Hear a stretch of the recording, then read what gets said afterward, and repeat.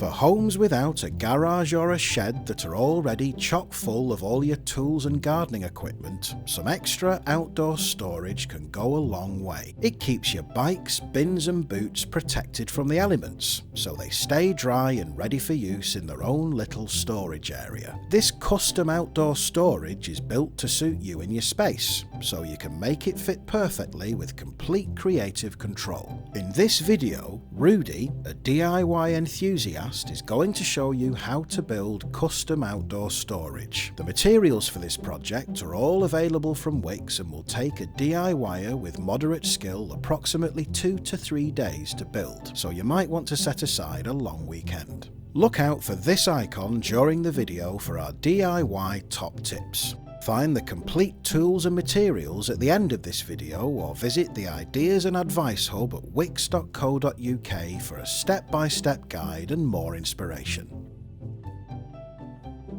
To get a rough idea of the sizes you'll need to work to, start by measuring the depth, height and width of the bins you plan to store in there. Then measure the height and length of your bike, but give yourself a bit of extra space on all the measurements so that the space isn't too tight. Finally, measure the depth, height and width of your boot stand.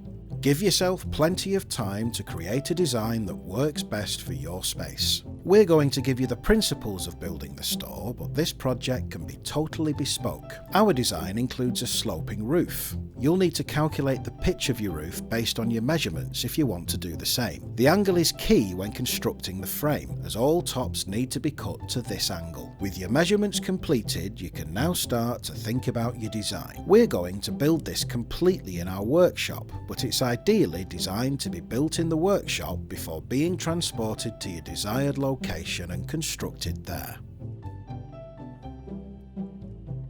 Once you have your measurements decided, you can cut your timber and cladding to size. Make sure to support the ends when cutting longer lengths.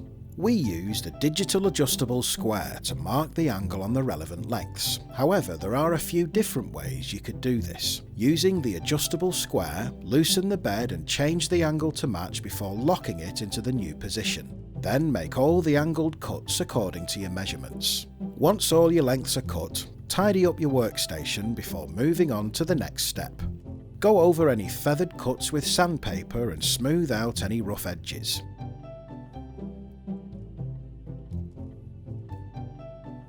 Dry lay your frames one at a time so that they're in position. Then drill pilot holes for your butt joints before affixing them with screws.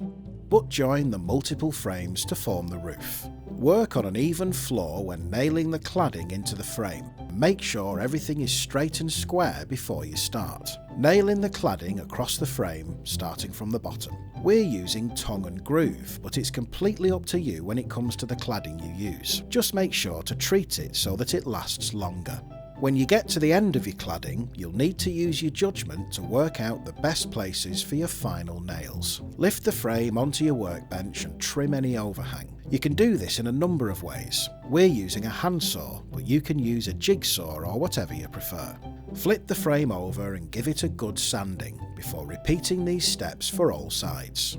The diagonal frame helps to keep the structure square and upright. Assuming your workbench is square, clamp your frame to the workbench in one corner and use it to make sure corners are at 90 degrees. Lay a diagonal piece across your frame and mark the angles. Angle your chop saw accordingly and make your cuts. Then screw your diagonal length into place.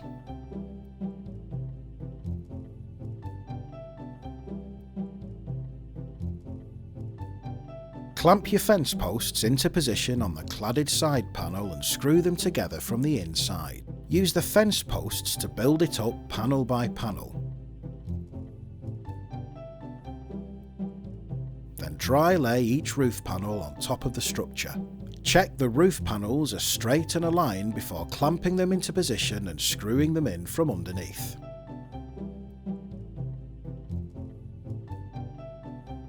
Starting on the lower end, lay your roofing tiles so that they're overlapping one another. These corrugated roof tiles are stronger, which is needed to support the weight of the compost, gravel and plants. We've calculated this so that the frames create cross beams which can be screwed into. Be sure to leave a little overhang at the lower end so that water can easily run off. Fix the roof using ondulant fixings. You'll need to overlap the roof tiles and align them with the cross beams, so you can fix through both materials into the beam below. Screw the hinges into the frame and fit your handles in your desired spots. Make sure that everything is screwed into the solid frame structure. Having a second person for this part helps a lot, but it can be done alone. Screw in the fascia with 2 small screws at the front to hold it in place. Then screw it from the inside for a neater exterior finish. If you use temporary screws, then you can fill the holes for a cleaner look. Then screw in the end panel. Adding mesh helps to stop any compost from falling or leaking from the roof. Measure the width of your roof and cut 2 thin pieces of timber and the mesh to size. Screw the framework into place and fit your mesh. Use a black flexible gutter sealant to seal the edges of your roof, working around the frame until it's complete. Put down 10mm gravel before a layer of your chosen compost, then plant your chosen plants. Adding a decorative layer of gravel not only makes it look nice, but it also prevents wind erosion of the compost so that it doesn't get blown off the roof. Hang your doors and fit any latches, bolts or locks you might want to add. And there you have it, your own custom-built outdoor storage. Perfect for stashing your bins, bikes and boots during the wet winter months. We chose to slope ours towards the window in order to provide a garden view when you look outside.